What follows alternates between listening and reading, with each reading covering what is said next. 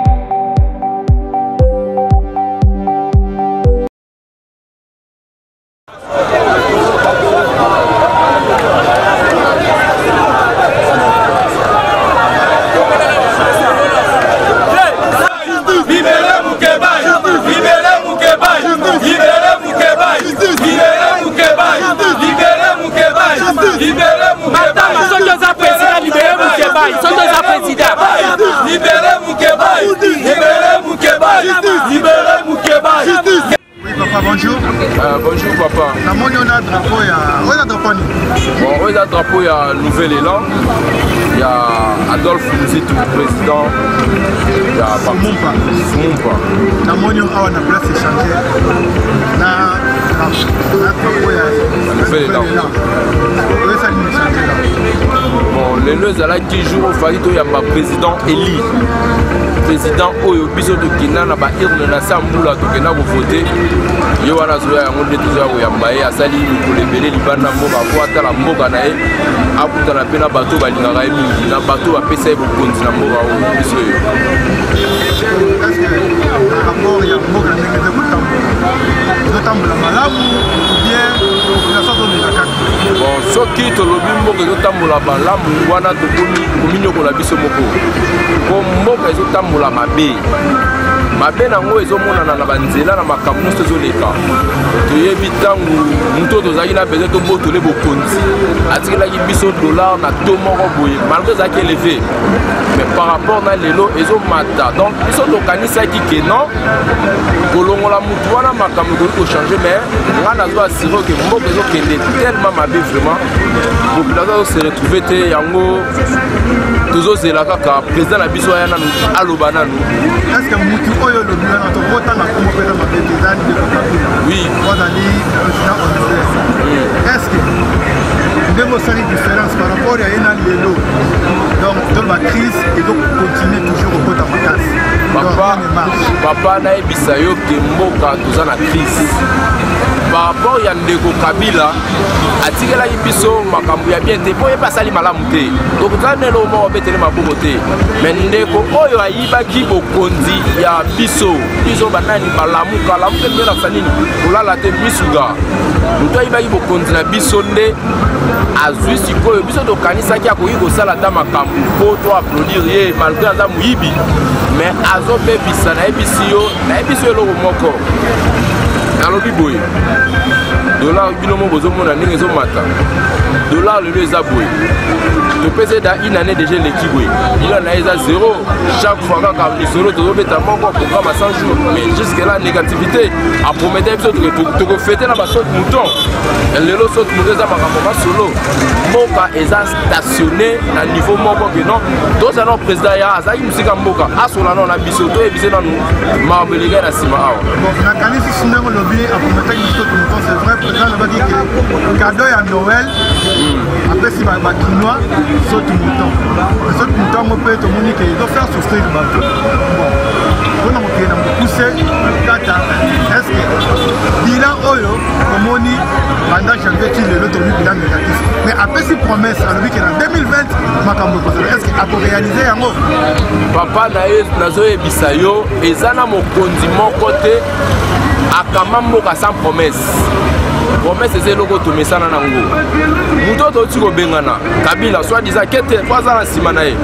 mutoto tiko bengana Kabila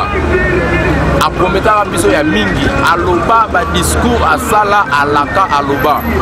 mais wana eza promesse oni promesse batiaka toal ba congolais to loba ilo bo ke no batiaka maya nyongo fufuma ya fufu na mboka nyongo te tozana besoin ba promesse te tozana besoin tomona tosimba yango ane mobile oto leka tomo kontere maboko na mikolo na misapi yango nazoloba tozana besoin tomona makambo wana donc tomona ngo na vidéo toyoka ya masolo te tomona yango ekokisama peuple congolais eza eloko ya bato ozwa na ndenge ya bien te mais flata ta biso ozongo ndeko la biso lisusu lelo tozobenga bandeko bazokufa na banini na beni bandeko bazosila boye banzela oyo azobetela lelo tozoyebisa yo ko déplacer na moko ekomi problème kokende kingasani problème oya boye na lemba nzela ekabwani okende boye boulevard papa inane yango siko tokomi enfermé ndeko tozalaki kozela président lokola président ye tokoyebise makambo oyo nyonso président na biso oyo tozotanga kombo eza président eli oyo tokendaki kovote oyo abima na bavoix ebele kombo na ye ezali Martin Fayulu Madidi ye nde président na biso eli tozoloba président nommé te tozoloba président eli oyo mbula na sa mbula toyaki kovote totala papa tozoloba makambo na bakenda mpe kovote ndeko Félix na sa mbula bato bavotaki ye na sa mbula oui bakozala na bango mais baza ebele te papa tomibomba te tomibomba ntango ye moko azo reconnaître na écran que non élection faut que tout élection elekaki mabe bandaka wapi sezobanda likolo ezokita na se ye moko azoyeba ke non elekaki mabe siko ntango biso tozoloba ke élection elekaki mabe siko mabe eza wapi ye moko mokonzi na bango azo reconnaître yango donc ye moko aza na bato ya commandement azo reconnaître yango ke élection elekaki mabe yo mona na mboka nini bovote mboka mosusu evote te bandeko apeni bavota président lelo sikoyo bandeko apeni wana baza na droit ya kovote président te bango bakofela badepute kaka élection elekaki bien te yango tozoyebisa bino kolo makambo ntango akozwa bato ya commandement na ye papa tosepela yebaki bajeune baosouffrir papa tolela na ma ya miso c'est bon papa naninga loba susi na ngai eza boye ndenge nini balansaki opération ya Kini Bopeto ebongwani Kini Bosoto susi na ngai ya liboso eza wana ya mibale président alobi bapoint ebele afale a résoudre yango mais budget eza ya 10 milliards eza na bapoint wana ya kokokisa yango moninga ayaki na 2 points aye na 5 chantiers deuxième point aye eza solo merci na sukani sisi watu wa Kongomani njo huyu Papa Fayulu Martin Fayulu ana president wa Balumba ana president ni president wa Kongo yote mzima ndio pale tulienda kumchukua kiwanja ya ndege tukuonesha wale wote kusema huyu njo president wa eli na pouvoir yebisa biso gana est ekosila esili te banda kotaki 915 promesses 58 discours 78 voyages asala le côté so ba sorti na lobaki que le voyage na ye a vu 1,5 milliard 15 millions na biso bayibaki ezongi te kino lelo 15 millions lobika mboka na 2020 état de droit après si promesse lobika na 2020 soto la nide parti premièrement aza ventier na discours na aye koloba 2020 peuple congolais kozana avenir te baza na société ni aza na ona mboka ya mibale budget ya mboka eza bien te eloni ni apesa peuple congolais mboka bénéfice mais si pourquoi ofandi mpona kozela présidence ozanga te lelo onoka bon ya koloba eza ebele mpo talaka président eli ye wana balobaki trop mais bango mo batala réponse yango wana jama kabunda agangaki alobi ke o Moïse Katumbe nde moto asalaki fayulu ye awa tala anukela biso drapeau ya Moïse Katumbe awa tala événement oyo toclôture mandaka apesaki biso réponse ya Chipoi tozongiseli ye réponse yango wana bande aéroport ndenge président kiti azoyaka na Chipoi ti akomi awa plein ya masekite donc moto akoloba toyebi te donc tala yo moko okolelebele donc totaka bato nyonso tala opesi bango yango réponse yango wana en tout cas merci numéro 4 donc tokovote kaka chaque tour donc yaza na ntango kaka na te tosuki ebele tona posa développement na moko na biso tolingi na biso kokosa te tokosami ebele. Est-ce que tiens là, bonjour et bonsoir. Bonsoir papa. Bonsoir papa. Naza mutu ya lamuka. Na remercier ndenge mwate fola ye. Bakosi so na monga 15 millions. Tomona ngote fola de 15 millions. Mais voici où alobaki. Maman alobaki o na kosala boye na beni tibwe bituma beni. Ba sangote na beni na journal lelo 22 personnes qui na beni. La beni na journal lelo to maman de fola 22 personnes qui na beni. Bile 22 na beni mais tolingi ba américain. Ba américain bozala makasi mpona failu bokosase komba te Félix yelo asala na moko tomona yango te oyo te soso autoroute oyo france na autoroute tomona yango te tolembi biso tolembi so jamais série ya Kabila tomona série ya Kabila le père tomona dollar na 170 000 francs te mais ntango ya Félix tomoni dollar na 170 000 toboyi na biso Monsieur Fayulu Melanga koza mama mkebo tobengana Kabila 11 000 batu sokole bona sonde bonte Kabila mokisa biso mboka papa tolembi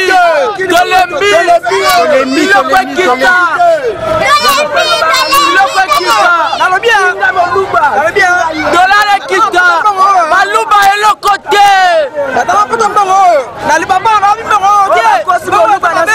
président biso aleki bango na mayele président biso Fayulu atanga koleka Félix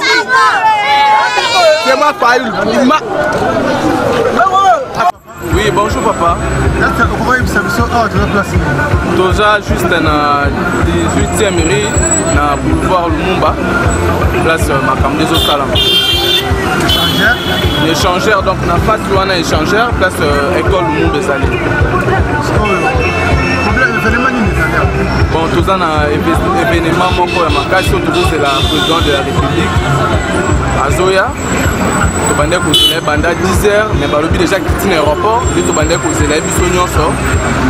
Toza ebele, population eza ebele biso zo zela Kinshasa na aéroport baza déjà plein. Donc to zela Azoya la biso message très important pour na biso to koloka après ba zela biso pe un plus. Azoya un message important sur na ndio bien. Oui. Parce que message wana est pour soulager le peuple congolais pour tout le monde la lire vont les choses on dirait crise de Bansamataka. C'est ça le problème aye pour appeler sa biso idée oh il y a crise les autres la makasi parce que partout crise les autres la makasi les autres le président Fayulu aya assiste sa crise wana alors message Azoya pour appeler sa biso le lenge nini et ko sale à côté sa crise wana ndeni pendant que hier azo diriger té a fait un poste à commande est-ce que oh ya koloba bato baza en place bakoyoka ye bon na minute oyo crise ezosalama ezosila te mpe toke ntina 2023 ekosila te kozala kaka me bato wana baza na ngambu wana bakolemba kaka bakokomprendre ke makambo ya bande koloba eza ya solo alors crise wana ifo esila parce que na minute oyo eloko ya malonga eza lisu te na mboka na biso Congo ezosenga le président oyo tovotaki na motema ya biso mobimba aya kosilisa crise wana alors crise wana ekosila na force na biso moko bakongolais yango tobengaka lamuka tant tokolamuka mpona crise wana ekosila mbala moko sikoyo par rapport à Makamozo les Canabéni, est-ce que le gouvernement a quelque chose pour la campagne, il faut la piste de solution pour nous réussir sa guerre dans l'Est. Mais là, tout le monde a déplorer. Est-ce que et là, on est les gars au juste. Bon, merci papa na question posée. Beni tisikoyo bandeko na biso oyo bazapi bandeko na biso makila na biso mboka bazo kufa mikolo na mikolo ni réaction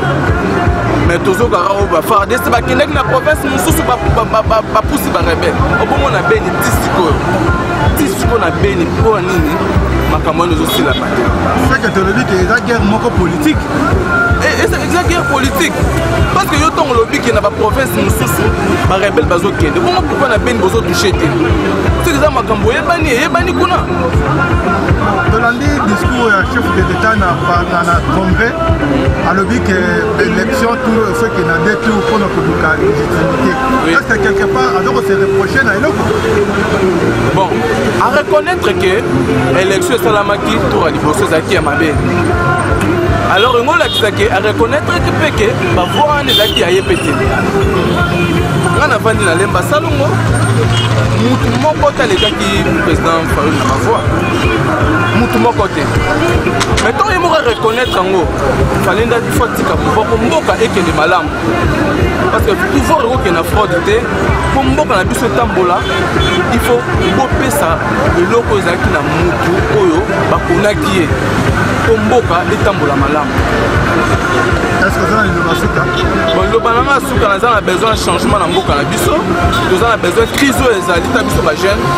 De l'eau, nous otanga le ba misi passer ici mais misala malonga ezaki de l'eau. Ba ba ezaki parce que misala ezaki malonga ezaki. Alors nous avons besoin de changement ezala na mboka na biso. Nous avons besoin de ba politiciens ba kona beta ba biloko ba mande ko sala to di ko pas kabila. Nous avons besoin de l'eau. Nous avons besoin de changement ezala na mboka na biso. Nous avons besoin de crise wana nyonso